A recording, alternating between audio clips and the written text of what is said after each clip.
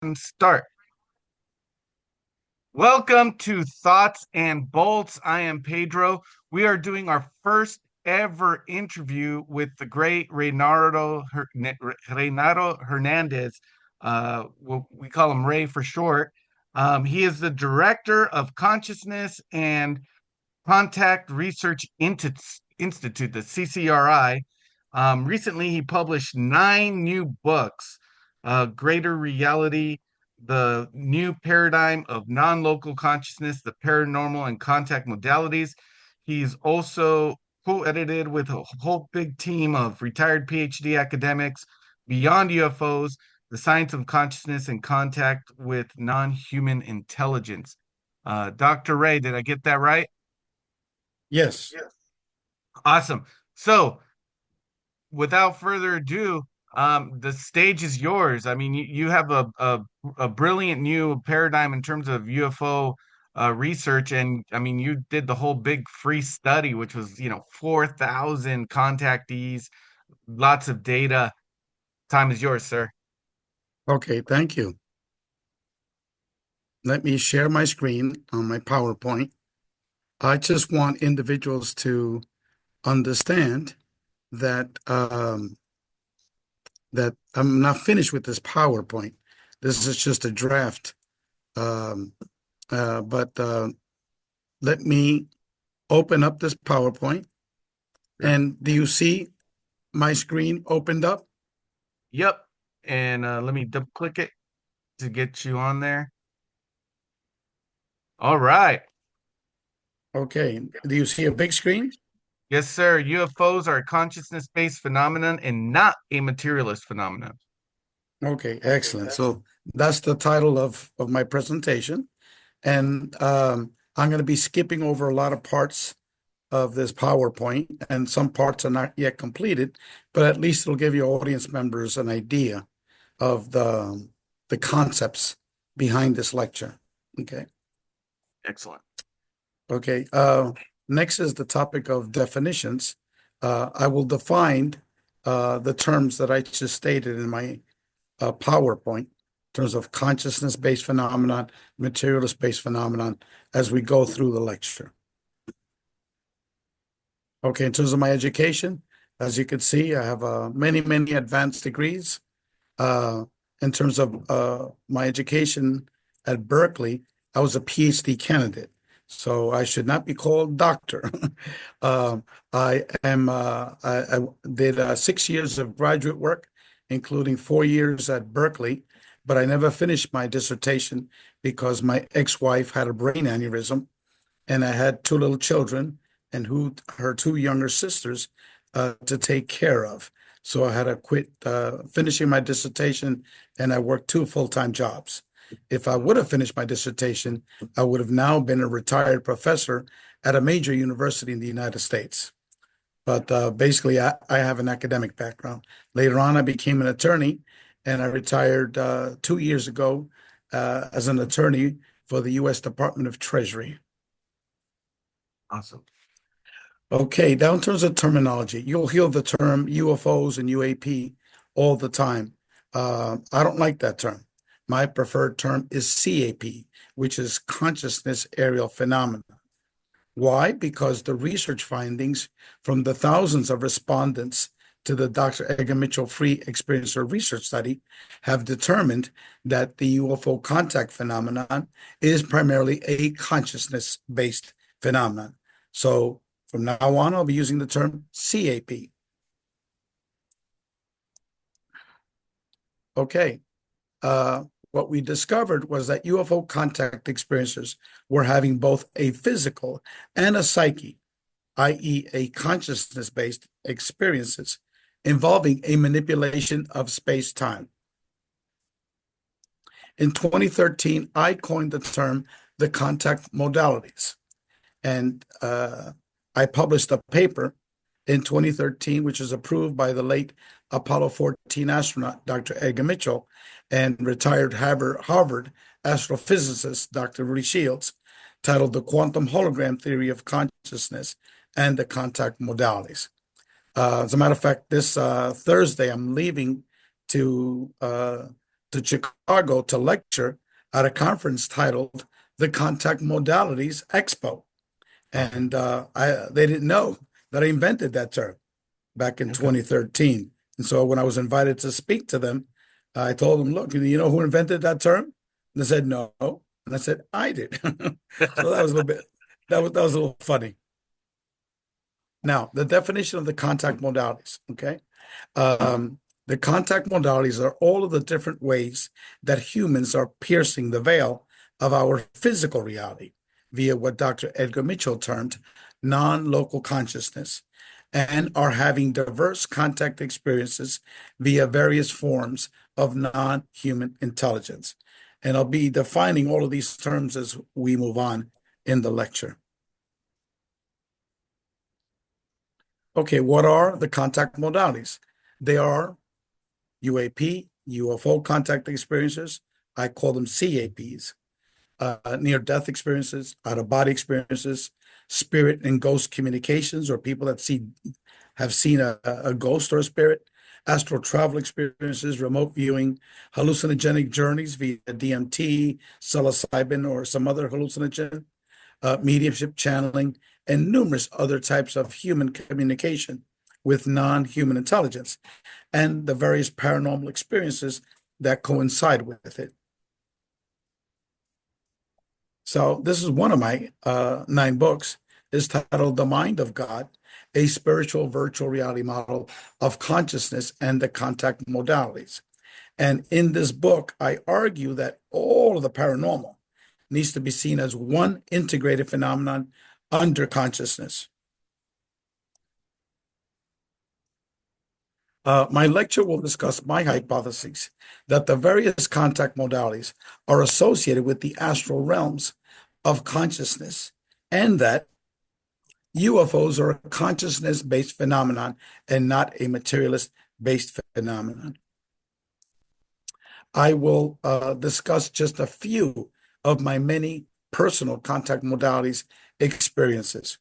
And if you want to read about most of my major experiences, please read my book titled A Greater Reality, One Man's Journey of Discovery. And this is what the title of that book looks like. That book is 420 pages and it has numerous experiences that I have had. Is this book on Amazon yet? Yes, it's on Amazon. It was Okay. published about a month ago. Okay, thank you, because I'm going to get it right after the show. Okay, thank you.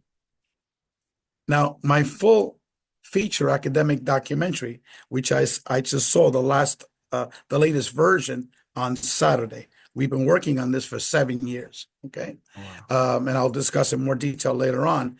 Also has the same title as my book, A Greater Reality: One Man's Journey of Discovery. And this documentary is not about my personal experiences per se, but it's about the topic of the relationship between consciousness and all of the paranormal. And we have interviewed over 50 PhD academic articles and PhD academic professors and medical doctors, as well as over 50 experiencers, major experiencers of the contact modalities. Wow. And it's truly unbelievable. As I said, we've Yeah, been working on this for 7 years, and there's nothing on Netflix or any other program that's put forth what we're doing because most of these discussions are not academic based.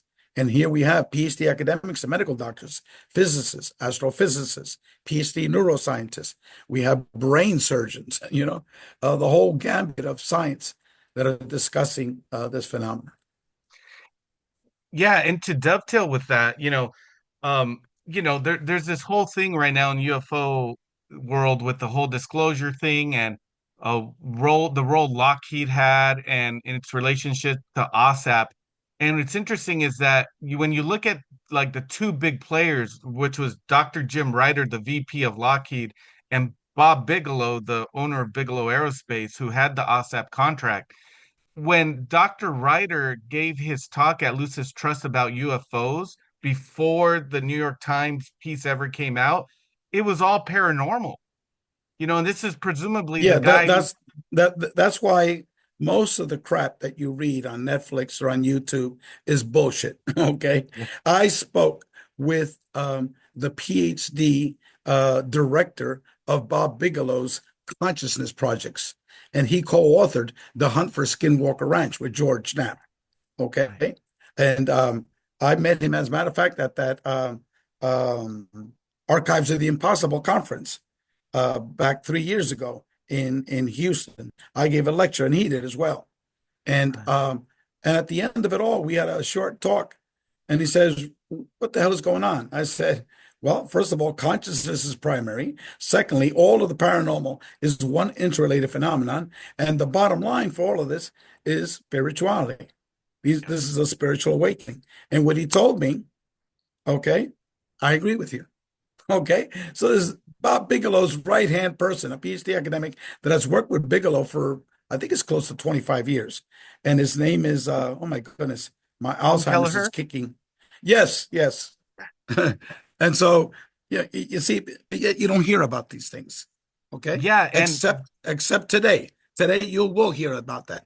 All that discussion of disclosure and all the physicalism of materialism, materialist ufology, it's all a bunch of bullshit, all of it. yep, Okay. yep. My question to pose to the audience members is, what have we learned about UFOs over the last 80 years? My response is almost nothing. Okay. So let me go ahead with my discussion. This is just the image of our documentary, which will be hopefully released in about 6 months. Awesome. Now, let me briefly discuss my personal experiences, and it'll put everything into context. As you saw, I was a hardcore materialist. I went to the, University of California, Berkeley, because when I went there for a PhD, it was the number three ranked graduate university in the United States. Wow. The only schools that could compete at that level was Stanford and Harvard. And so I'm I've had the educational background, but before this, I was a total materialist and an atheist. And then on March 3rd, 2012, I had an experience in my living room with my ex-wife, with an energy being that miraculously healed our paralyzed dog. Wow. Now, our dog was named Nena. She had severe arthritis, had a bad heart. She walked like an old lady on crutches. She became paralyzed that Saturday night at 8 p.m. We then called our vet, who was a family friend, and we agreed to euthanize her the next day. And so my wife, who was from Mexico, a hardcore Mexican Catholic, she began praying all night to La Virgen de Guadalupe, the Virgin Mary of Mexico, for a miracle. And there's my 10-year-old, my daughter, our dog Nena, my ex-wife, and myself. So the next day at 6 a.m. in our living room, my wife saw this object, which was translucent. She thought it was an angel that had answered her prayers. She then screamed for me to go downstairs so I can see her angel. After 2 minutes of screaming, I didn't go downstairs. She physically went downstairs, pulled me out of bed, and then immediately she disappeared right in front of me. The dog disappeared right in front of me. And I turned to the left and I saw an object. And I called it an energy being.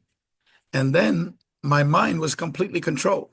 I didn't care that my ex-wife disappeared, the dog disappeared. It was total mind control. And let me show you what it looked like. This is what it looked like. Mm. Roughly 3 feet wide, about a foot and a half in height, floating 4 feet off the ground, semi-transparent, comprised of energy and numerous colors, and they were waving like an energy field. And so I waved my hand at this thing. I said, "This is what she got me up for this crap. I'm going back to sleep," which is not normal, obviously. And so then I turned around, I walked up the stairs, I went to bed, and I was immediately knocked out. So that's what I meant. There was total mind control. I didn't care that she disappeared right in front of me. The dog disappeared. I didn't care that I was watching this object. My whole mind was influenced by this energy being. Now, you'll never hear this in materialist ufology. No. Nope. Never. Okay. But yet, the vast majority of UFO contact experiences are having primarily paranormal related type of experiences.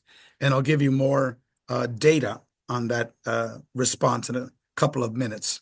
Yes, please. So, as I said before, I described it. Then I said, for this bullshit, she woke me up, turned around, I walked right upstairs. And then about an hour later, when I woke up, I ran downstairs. I was now fully conscious. And my ex-wife and Nana, the dog, instantaneously reappeared. My wife looked down, saw Nana running around the living room like a little puppy, and she started screaming in Spanish, "The angels cured her, the angels cured her."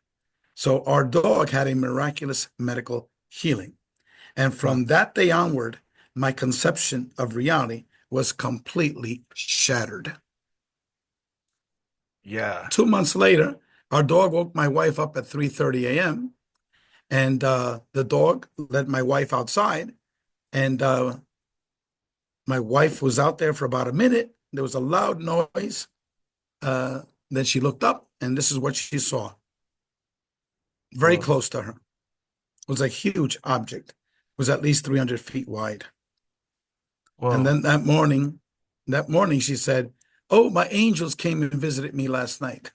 They came in a beautiful angelic craft, you know." Yeah, And yeah. I said, "Well, draw it for me." She drew it. I said, "You saw a UFO." She goes, "Oh, you wouldn't understand. You're an atheist, you know." So that's when I realized that this was all UFO related. Now, 6 months after that initial experience in my living room in August of 2012, I decided to call down the CAP that my wife had called down. And so with my mind, uh, I sent a lot of love, requesting to see it so I could give it my thanks for healing our dog, because our dog was like was a family member. And Yeah. so this is a very, very complicated experience with many, many details. I don't know if I have time to go over it all with you. I'll discuss as much as I can, but it was huge, as you could tell. It was actually triple the size. But the picture that Mm, I took of my next door neighbor's house, I couldn't go further back because there was a tree right in front of me. So it would have mm. blocked the whole top part. So picture this, but like 3 times larger. Whoa. And it was literally right on top of us. I could have gotten a rock and hit the bottom part of what Huh. we were saying. That's So incredible. this is the first of numerous CAPs that I have called down since August of 2022. All but one of these were huge energy objects, like the vision that you saw. Uh, and they were at least 100 feet in length, and the bottom were very, very close to me. Hmm. Um, Now, during this initial experience, I had a telepathic message instructing me to call my daughter. And I thought that my daughter was right behind me because it was my daughter's voice. And I turned around and she wasn't there. I didn't know that that was a telepathic communication. So I went to the window, started yelling for my daughter, and she came outside. My friends later arrived, uh, husband and wife, and their 17-year-old daughter, and they began to try to explain what we were watching away. They tried to say it was you know, a circus lights, that it was light manifestations, And one Yeah, yeah. experience, one explanation after another. So after about a minute, I just busted out laughing because I didn't tell them that I called it down. So in my mind, I communicated with this object, and I said the following: "You better come up with some better bullshit than this because my friends don't believe you." And so immediately what we were watching was totally deleted and replaced by what's on your screen now, which is comprised of approximately 50 round orbs that were the size of a Volkswagen car. And they were all blinking on and off, on and off, on and off, on and off, just like the back of a bicycle. Um, that has those reflecting lights on and off, on and off. And then they would take turns powering up and getting very, very large and then powering down one at a time, not like as depicted on the screen here. And so then, and it was very, very low to the ground, very low to the ground. So uh, my friends stopped trying to explaining it away. And this was my first hint that CAPs are not material phenomena. What they are is a consciousness-based holographic projection Mm. because I perceived that I was watching something, very, very real with my eyes and everyone else. And then all of a sudden, it just got deleted, replaced by something totally different. It's like you're in a movie theater. All of a sudden, you're watching a certain movie. That stuff was taken right off, and another movie takes its place. So that's an analogy of what happened. Now, the object that we were immediately watching completely disappeared and replaced with a totally different object. It was during this experience that I realized that CAPs are holographic projections. Now, the lessons learned from this first initial experience, and again, I didn't tell you all the details of it, but number one is that I can call down a CAP with my mind and they will appear within 15 minutes. Number two, I realized that these objects that we were watching were actually holographic projections. They appeared to be physical objects, but they weren't physical. Okay. Just like you see your aunt, Matilda, a week after you bury her in the ground, you see her as a ghost or spirit in your living room. So is Aunt Matilda real or not real? Is she physical or not physical? The proper answer is both. You are perceiving it as physical and real, but they are not. Now, the CAP intelligence can read your mind and project telepathic messages in response to the information that it processed from your mind. The CAP intelligence can project mental images. I didn't have the time to discuss this, but they projected into my mind that I was being attacked by mosquitoes, and they never exist. My daughter was next to me, and later she told me they were never there. But yet, in my mind, I was being attacked by hundreds of mosquitoes. Mm. CAP intelligence can also control and manipulate your mind.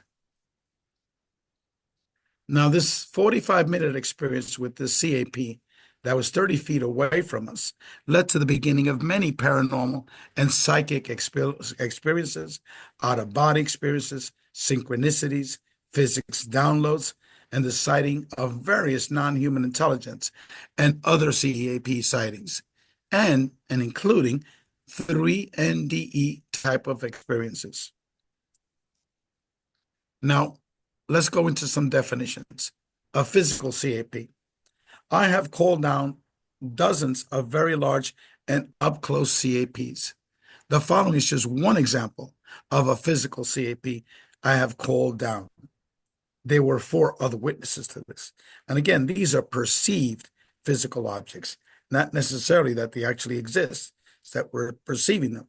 So this is a purely physical object. And I do not have time to discuss the details of this experience, but it did involve telepathy and mind control. And this is what it looked like. That Uh, big, heavy set man in the middle, he's 6'5", and he's a Princeton graduate, and he's also a Florida attorney. And we were at his ranch in northern Florida. And it was that huge, what we were wow. watching. Look forward Now, to the it. rest of my lecture is about my academic research on the relationship between consciousness and the paranormal contact modalities. As I stated earlier, if you want to read more about my personal paranormal experiences, read my 420-page book titled The Greater Reality, One Man's Journey of Discovery. And that's the cover of the book. But I just don't have time to go over my personal experiences and my academic research. Yeah, it looks great. Now, the beginning of my academic research began in May of 2013 when I had an out of body, actually an astral travel experiences, while I was driving my car in the middle of a traffic jam at 8:30 in the morning in Miami, Florida. Now, again, I don't have time to discuss the full extended details of this experience, but that's probably my most profound experience. And in this experience, there was no time with the experience. I was taught the following. what is consciousness. And basically, consciousness is the system of our greater reality, the multiple dimensions of our greater reality, the holographic nature of our greater reality that has no time and space. I was told what are the contact modalities, that they are all one integrated phenomenon under consciousness. And I was also told about the spirit world, what happens when we pass away. And I was told that we are all eternal spiritual beings and we reincarnate into other life forms, and that we're here in this physical life to learn lessons and to bring it back to the mind of God.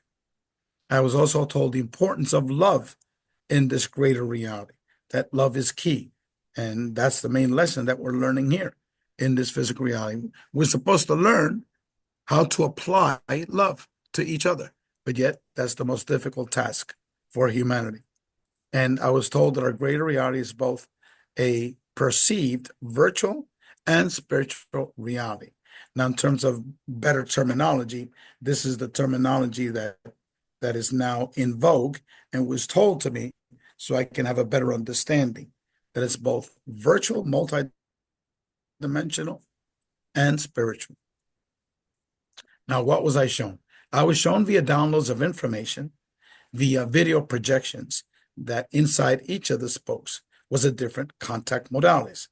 Now, just to remind you, I was inside this huge wheel. I was in the fulcrum, the very center of it, looking outward. And in each side, each spoke of each wheel was a different video projection of a different contact modality. And I was receiving tons of information about each one. So I was instructed that all of the contact modalities are actually one phenomenon instead of separate and distinct phenomena. Mm. I was told that what humans call consciousness is actually the very fabric of our reality. It is the glue that holds together the contact modalities. And what consciousness is the actual system, how the whole system operates. I then received instructions of what I needed to do, very specific instructions. And within 50 hours, I met the other three co-founders of what later came to be called the Dr. Edgar Mitchell Free Foundation, or Free. So this is all within 50 hours after this experience, which is Wow. crazy. Yeah.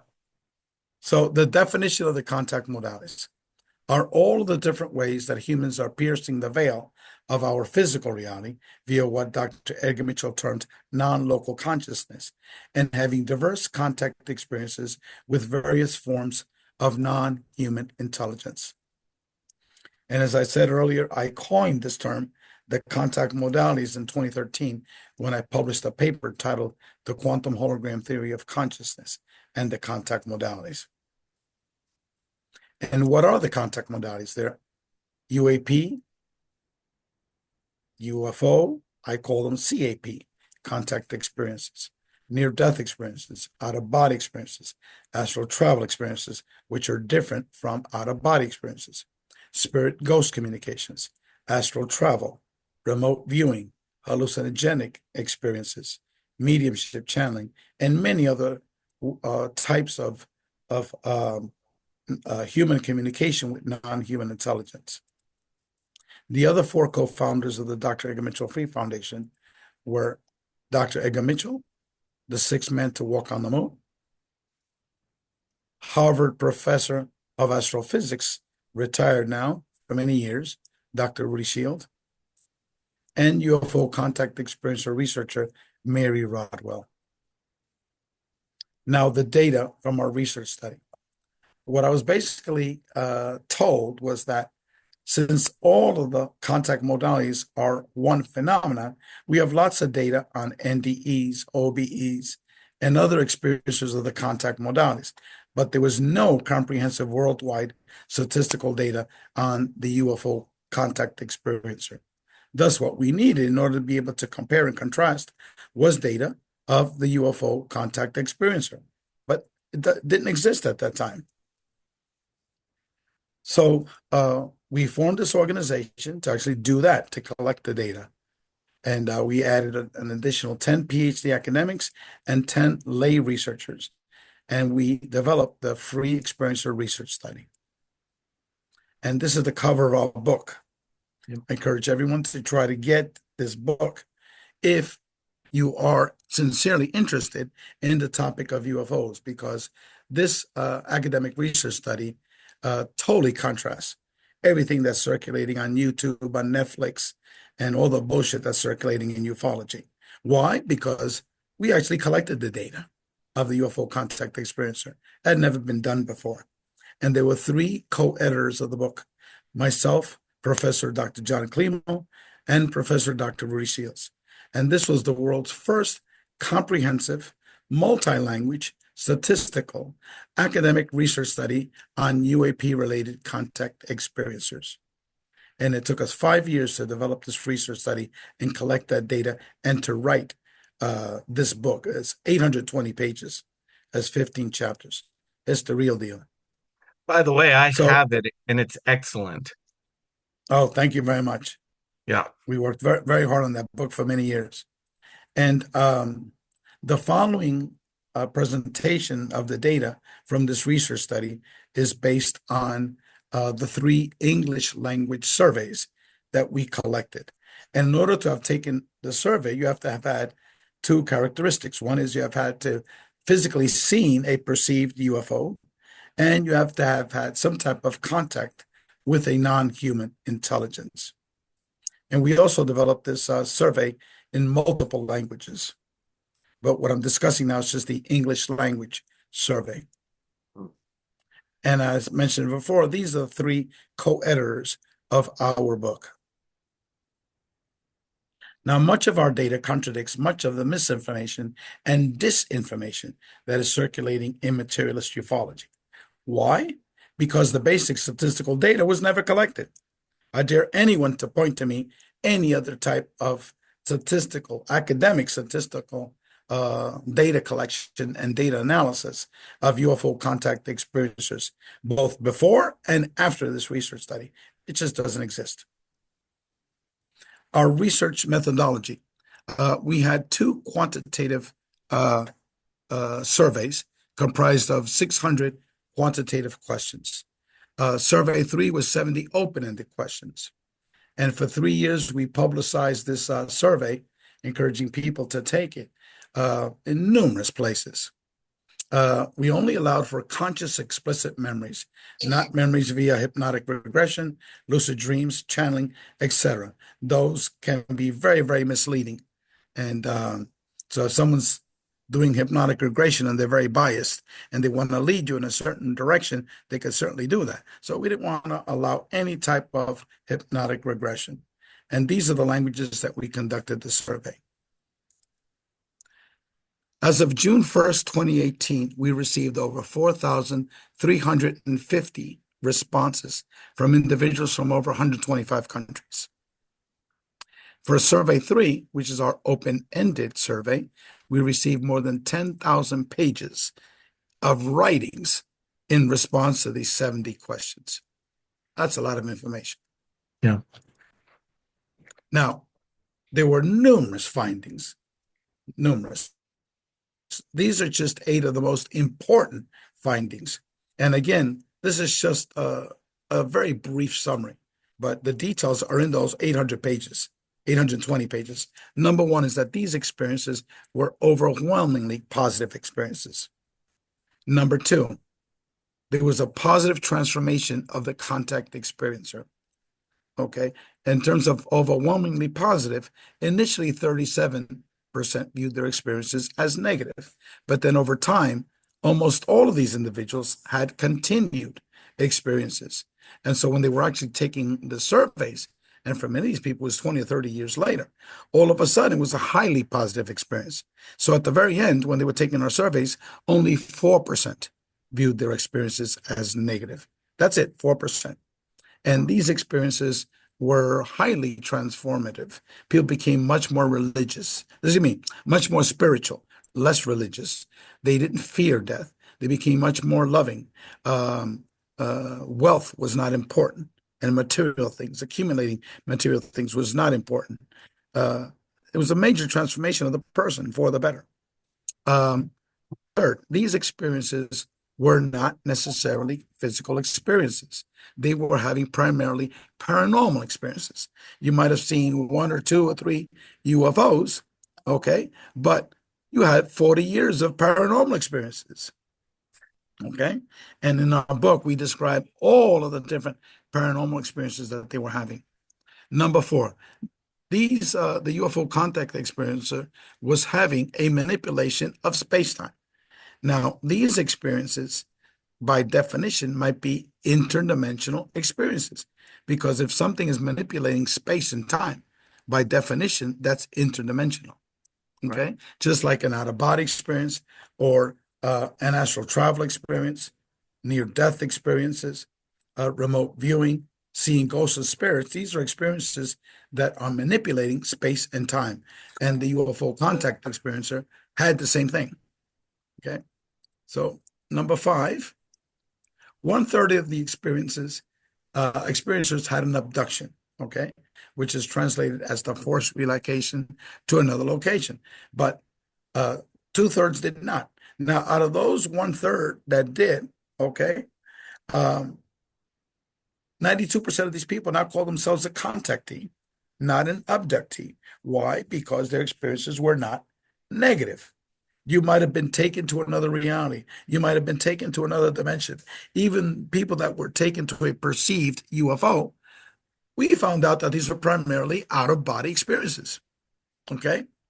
And Mm, out of body experiences, plain and simple. And as I interesting. said before, only 5% viewed these experiences as negative. And the only people that stayed with that viewpoint of negativity were the people that still, at the end of all these years, perceived the experiences to be an abduction. And Huh. why is that so? Because that's all you heard for 40 years. Right. Abduction, abduction, abduction, abduction. Nothing else was studied academically. But yet you had these guys like David Jacobs and Bud Hopkins were publishing all these hypnotic regression information that these aliens, what they're doing is creating hybrid babies, which is Right. all bullshit. It's all fabrication. Because we asked that question. Okay, we asked that question. Only seven people had a perceived hybrid baby, and then when we asked them to provide, data or information to support that, they had none. Right. And we found out that the information that they wrote about came through hypnotic regression. Come Okay. on, give me a break. Give Yeah. me a break. Yeah. Okay. So, but yet, if you go to the internet, you go to Netflix, you go all these shows, all you hear about these evil small grays that are capturing people, doing all these experiments on them. Okay.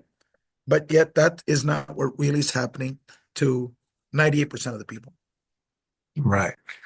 That's interesting. Jim Ryder, I remember that talk he gave. He said something to the same effect when it came to the so-called abductees, that he cited a study that, they had people sleeping in rooms with cameras everywhere, and they had their experience, but the camera showed they never left the room. Well, I don't know who this man Jim Ryder is, but he never connected any academic research data on the abductee phenomena. We did. We did it with 4,300 people that had UFO contact experiences, and we thoroughly analyzed this abduction phenomena. And what we found out is not anything near what is circulating um, on the internet. And so I encourage that man, whoever his name is, to actually read the damn book. Right. Okay. All right. Let me move on with the lecture. Okay. As I said before, initially 37% viewed their experiences as negative, but over time, they had multiple experiences which became more positive. Eventually, only 4% viewed their experiences as negative. That's it, baby. 4%. Now, finding number six, 50% of these individuals were brought to a multidimensional matrix-like type of reality. These experiences were overwhelmingly positive. Spiritual lessons were taught. Time seemed to stop. It was like a near-death experience. Okay. Uh, People were shown visions of their past and their future, and also humanity's past and future. And again, mainstream materialist ufology doesn't discuss this, but yet 50%, okay, half of the people were brought to another dimension. like Mm, I was, like I just described to you earlier. right.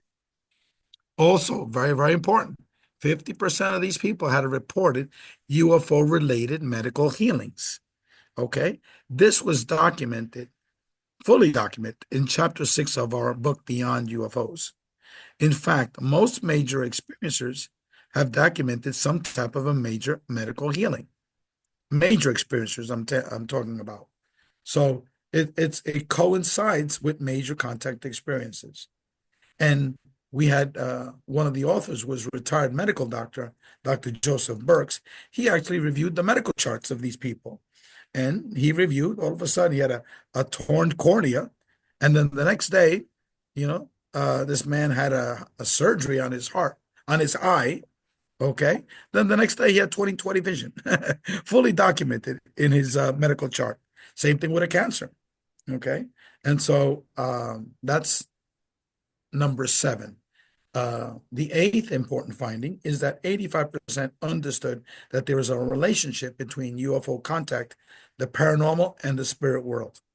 Now, for all of these topic headings that I mentioned, we asked numerous questions. For example, for this finding number 8, we had over 50 questions on this topic.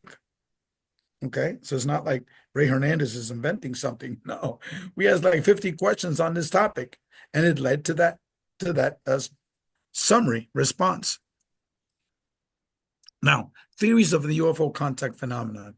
Towards the end of his life, the father of ufology, Dr. J. Allen Hynek, began developing a hypothesis that the intelligence behind the UFO phenomenon might not be a physical being from a physical planet, but instead, it might be an interdimensional phenomenon based on consciousness. And again, it's towards the very end of his life. Now, this video, I still haven't embedded it in this PowerPoint, but let me skip. Okay. What Sure. Dr. Hines states in that video was we must not jump to the conclusion that they are visitors from outer space associated with a physical being from a physical planet. Okay. Whoops. Sorry about that. That's okay. He says it represents an intelligence that might be from a parallel reality or another dimension. He says, or a product of our own psyche, our own consciousness. He says, this intelligence may, here's the word now, project itself down here to our own physical reality. And so, thus, Hynek was referring to a consciousness based phenomenon. But if you go to a UFO conference, you'll never hear this. Okay. You talk about, all physical stuff, all bullshit, physical materialism. Okay. But yet, here's the father of ufology saying these things. Now, I call as the father of modern ufology is Dr. Jacques Vallée. Okay, very, very well known in the UFO field, and he's still alive. So he expanded on the same concept that Hynek discussed. And he also stated that he doesn't believe in a physical UFO. He doesn't believe in the physical UFO beings. You know, we see them, we perceive them, but he says they're not coming from a physical distant planet to visit us for less than 30 seconds. Okay. He says that the answer to all of this is consciousness based and multidimensional, that these are multidimensional intelligences. But he said the problem is that we just do not understand time and space. So he really had no explanation for this, except that these are consciousness based and they're multidimensional experiences. But he's not anywhere near to the point where I'm at with this research study. Why? Because he never collected the data on UFO contact experiences. He just worked case by case by case. He never asked the same question to thousands of people like we did. So Jacques Vallée, in many, many ways, is still clueless about the complexities of this phenomenon. He just has lots of questions. Right. Yeah, there he is. Yeah. And so basically what he said was, I will be disappointed if UFOs turn out to be nothing more than visitors from another planet. He says, I think what the UFO phenomenon is teaching us is that we don't understand time and space. Here are objects that are physical, interact with humans, and yet are capable of manipulating time and space in ways that go beyond what is our understanding of physics today. So there you have it. Boom. These two brilliant thinkers, the fathers of modern ufology, totally contradict what is circulating in mainstream materialist ufology. But yet, you go to a UFO conference, they don't discuss these things. Yeah. But yet, they have the audacity to go on Netflix all the time and claim to know what is the alien agenda. You had Right. Richard Dolan. Richard Dolan stated that in several of Mhm. his conferences that I also spoke at. He says he wrote a book titled The Alien Agenda. Give me a break. This guy's totally clueless what is the alien agenda. He got all his data, I found out later, via David Jacobs, Bud Hopkins, and all these people that do abduction research. So what we say in academia, people that study statistics, is bullshit in, bullshit out.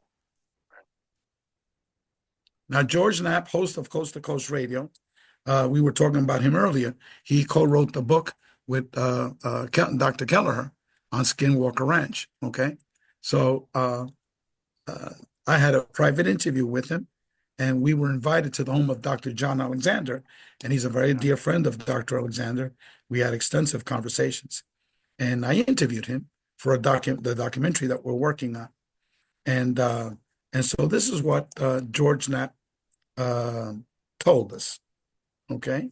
He said the lesson is that all of these paranormal phenomena, i.e., the contact modalities, are somehow interrelated.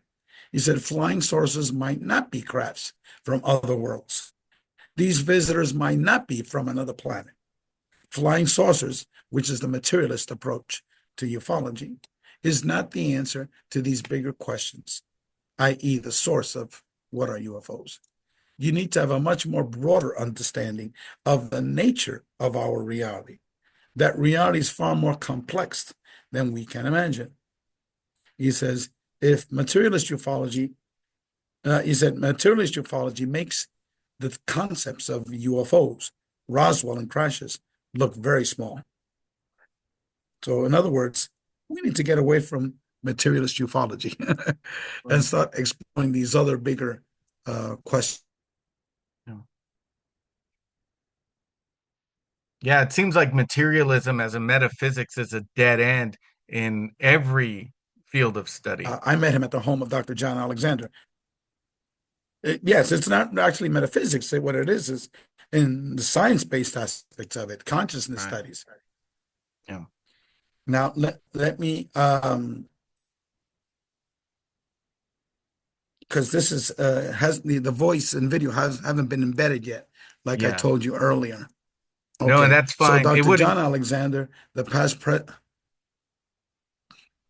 Yeah. So Dr. Alexander was uh has a his PhD dissertation was on near-death experiences, and Mhm. he wrote a book on UFOs, a major research book, because he was involved in studying the Skinwalker Ranch as well, one of those academics that were brought in. And so he says, to understand the UFO phenomenon, we need to look at it via a wider context of the contact modalities. UFOs, NDEs, OBEs, remote viewing, shamanism, poltergeist, spirits, etc., and not as each of these as separate phenomena. That's exactly what I've been saying. They are not separate. He says one of the problems that we tend to stovepipe each phenomenon as a single discipline instead of viewing it via an interdisciplinary approach. And he says that somehow all of these phenomena are connected. Wow. Now, these are just some of the connections, the commonalities uh, of the contact modalities. One is that all of them involve telepathic communication in one's native language. So if you're from Spain or from Latin America, your telepathic communication is going to be in Spanish. Mhm. If you're from Great Britain or Wales or Scotland or the United States, Canada, your native language is going to be in English. It might have happened to you in Japan, but the telepathic communication you're going to get is going to be in English because that's your native language. And all of these paranormal experiences involve out of body experiences, NDEs, UAPs, OBE, astral travel, remote viewing. Your mind is outside of your body and you're viewing the physical reality. Okay, and you're gathering information. That's remote viewing. Uh, all involve a total personality transformation. After you've had these experiences, you're a totally different person, a new human being. It's an awakening that's taking place. Now, the beings seen are the same types of beings in the majority of cases, the majority. Okay. Number one that our research study saw was the energy beings. Number two were the human looking beings, followed by the ghosts and spirits. Now, only in the UFO phenomenon will you see these grays, short grays. Right. But in the UFO contact phenomenon, what we were able to determine that the short grays were actually the fourth ranked type of being seen by Mm. individuals, not the first. So if you go to Netflix and these UFO conferences, go to these websites on Facebook, all you think would be these small grays. And that's not the truth. Mm. All of them involve a miraculous medical healing. All of them, people are shown the concept of reincarnation because you have an astral travel experience where you're brought to a virtual reality in all of them. All of them involve visions of the future and visions of the past. All of them involve experiences being taken to a multidimensional reality. Now, many return from their experiences with enhanced psi skills, such as precognition. Yeah. Many begin to have paranormal experiences, including seeing and communicating with the deceased. So this, I'm not saying this. This is the literature on near-death experiences, out-of-body experiences, UFO contact experiences, etc. And in all of these experiences, these individuals are given spiritual messages. So all of these experiences demonstrate, number one, that consciousness is non-local. It doesn't begin and end with your physical human brain. And that these experiences involve a manipulation of space and time.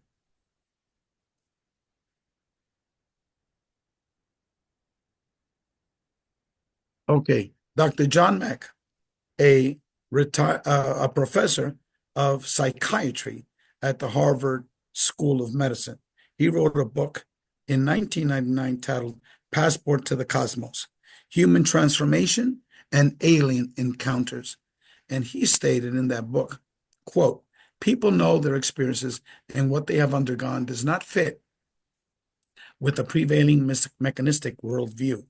He says large percentages of people seem to know there is an unseen world or hidden dimensions of reality. The CCRI organization that was formed after the formation of the Dr. Edgar Mitchell Free Foundation. It's comprised of 25 Ph.D. academics, 5 medical doctors, and 10 lay researchers. And we've already published a 6-volume book series titled A Greater Reality. And eventually what we hope to do is to compare and contrast all of the different contact modalities, like I briefly showed you earlier. And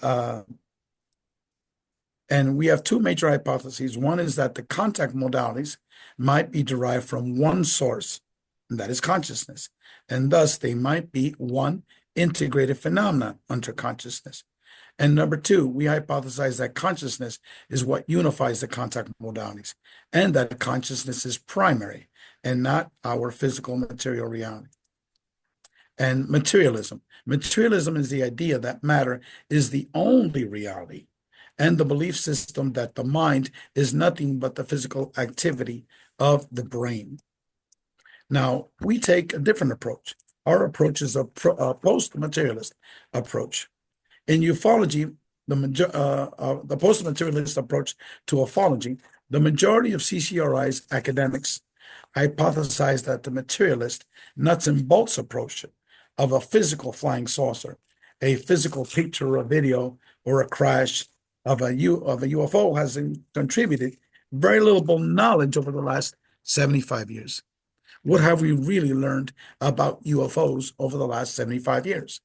I argued is that we have learned almost nothing. Thus, we need a new paradigm, a post-materialist approach to ufology. I agree.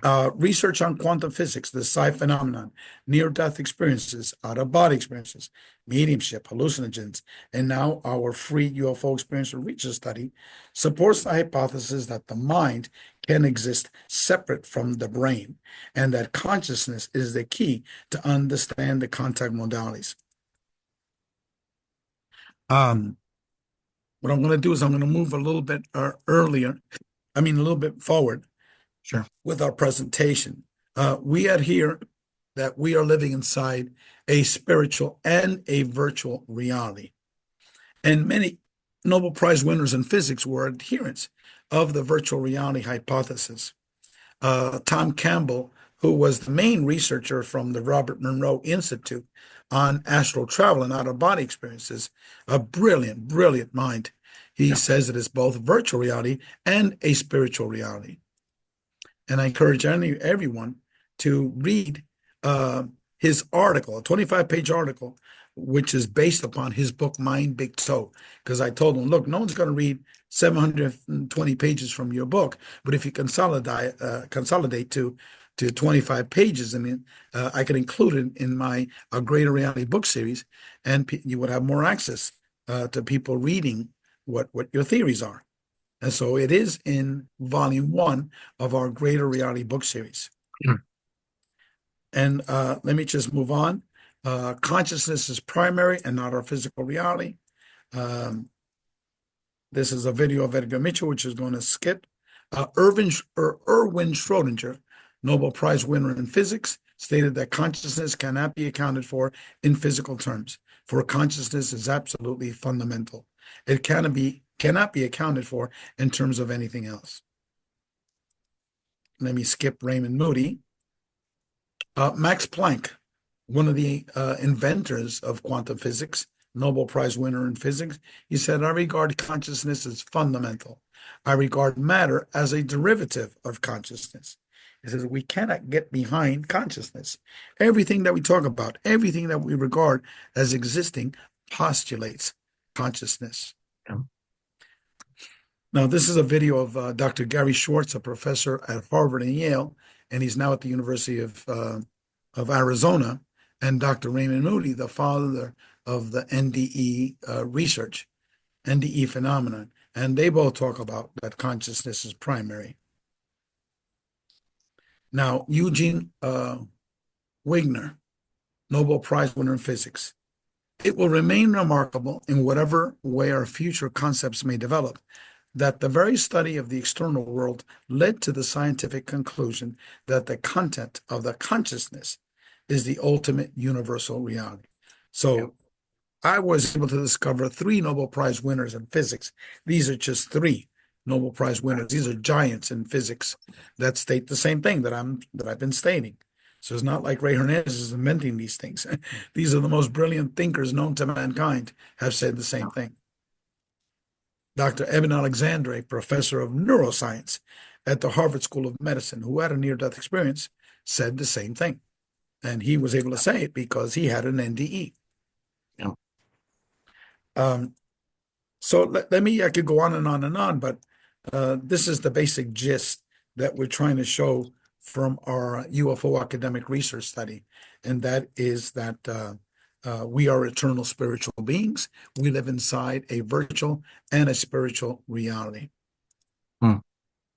And that the UFO phenomenon needs to be seen within that context of this virtual spiritual reality. So I guess this is your Gmail account. Yeah. Okay. So you might want to delete that. Yeah. Unless I want a bunch of emails. Yeah. Wow, that was amazing, Ray. Thank you so much. Okay, you're very welcome. Do you know how to make this bigger? The different videos? Oh yeah, for sure. Yeah, I'll edit to the extent I'm able to. Okay. It's Because it I seems still see this your email account yeah, on my yeah. screen. Yeah, I'll get that out of the way. Um, it seems like this is really important because your free study, I mean, you had 4,000 respondents to the first phase. 4,350 Wow. Okay. from So that, 125 countries. I mean, you want to talk about a scientific analysis. I mean, sample size, I mean, that's huge. And it seems like the basic conclusion from your research and what you all are working on is that you have consciousness with a capital C. And the UFO phenomenon is just one modality of contact. There's remote viewing, there's OBE, there's, ayahuasca, all these things are just kind of doors and windows into that bigger house. But even the ufology phenomenon, we view it via consciousness-based phenomenon, Right. not Yeah. a materialist phenomenon. Materialists just they look at videos, they look at photos, they look at everything has to have a physicality associated with it. If not, that data gets thrown out. So that's why these people are totally clueless. All those congressional hearings, I don't even pay attention to that crap. Okay. Mm. These people are totally clueless. This whole discussion of disclosure. Talk to the people that have actually had UFO contact experiences. That's disclosure. Okay. We only documented 4,350 people, but all around the world, there are millions of people. But yet, they pressed it as if only the federal government has the power to disclose this. That's bullshit. Read our book. All these PhD academic professors. Okay. All these people that are in these congressional hearings, they've never done 1 ounce of research on the UFO contact phenomenon. So I consider it all BS. Yeah. And what I love about this is that it seems like the traditional ufology, we want permission from daddy government to accept something. So if the government says it's real, oh, then suddenly it's real. But that's like we're throwing away our agency when we do that. What happens is that our book has the Beyond UFOs. Let me give you the title Beyond UFOs, the Science of Consciousness and Contact with Non-Human Intelligence. Once these materialists read that term, the science of consciousness, they immediately ignore it. Yeah. Richard Dolan called our work woo-woo science. Richard Dolan is not a PhD. He's not a scientist. He doesn't even have a master's degree. He never conducted any statistical research on UFO contact experiences. So, what audacity does he have to call this woo woo science? We had Dr. Rudy Shields, who's a PhD in astrophysics from Harvard. We had Dr. Claude Swanson, PhD in physics from MIT. Okay, where did Albert Einstein teach after he left Germany? He taught in Princeton, which is one of the major universities that in the physics area. Okay, well, he got a PhD from there, MIT. Dr. Bob Davis, PhD in neuroscience. Okay, Dr. Glenn Ryan, PhD in biochemistry from the University of London, who wrote a paper on Dr. Edgar Mitchell's quantum hologram theory of consciousness. Okay, so we've got the PhD scientists. Who does Richard Dolan have? Nobody except Richard Dolan. But yet he has the Mm. audacity to call our work woo-woo science. Yeah. So that's Yeah. the status of the field of materialist ufology. I state that they're totally clueless of the complexities of the UFO phenomenon. Yeah, because it definitely seems that with materialist ufology, we're just picking for scraps and bones from, Yeah, you know, that's because they're clueless. They're right. clueless. Just read the damn book, Beyond Yeah. UFOs. Has all these PhD academic professors and 4,350 people. Plus, read volumes 3, 4, 5, and 6 of our Greater Reality book series. Those are each 820 pages, and they are chapters written by major experiencers of the UFO contact phenomenon. Okay? Yeah. So just read volumes 3, 4, 5, and 6 of our Greater Reality book series. Yeah, it certainly seems like you've taken like Valet's methodology and just like take it to the fullest extent because he's always said, well, if the craft are hidden somewhere by the government, well, we can't study it, but we can study the experiencers, right? they're not classified. You know, your consciousness Well, is not classified. I don't believe that anything is classified. I think it's all bullshit. Oh, wow. Okay. So I do you think believe all that stuff that you're reading on the internet, you're wasting your time with it. You really? know, spend your resources reading about what real experiencers are telling you. In our book, we have three medical doctors that have had major experiences. We've had a retired DEA federal agent. We have university professors that have these experiences, which are in our books. Spend your time reading that instead of that bullshit with these congressional hearings, which is all I heard someone else and someone else heard someone else tell me such and such and such a thing. You know, give me a freaking break. You know, Yeah. Do your you your think your chain is being you know what? so? Do you think that kind of like the whole crash retrieval mythos is just a cover for Bullshit, our? bullshit, Oh, bullshit, bullshit. You show me. You show me. These yeah, medals, show me the damn medal. yeah. Give me the scientific reports on these so-called UFO medals. Okay? It's so yeah. So it's almost like the thing that's most proximate to the thing that's closest to us that we can actually touch, which is our own consciousness. We're ignoring it for these stories about this guy told me, this guy told me, this guy told me. Yeah, it's all third-party stuff. That's what you're hearing on the internet in materialist ufology. These people are totally clueless.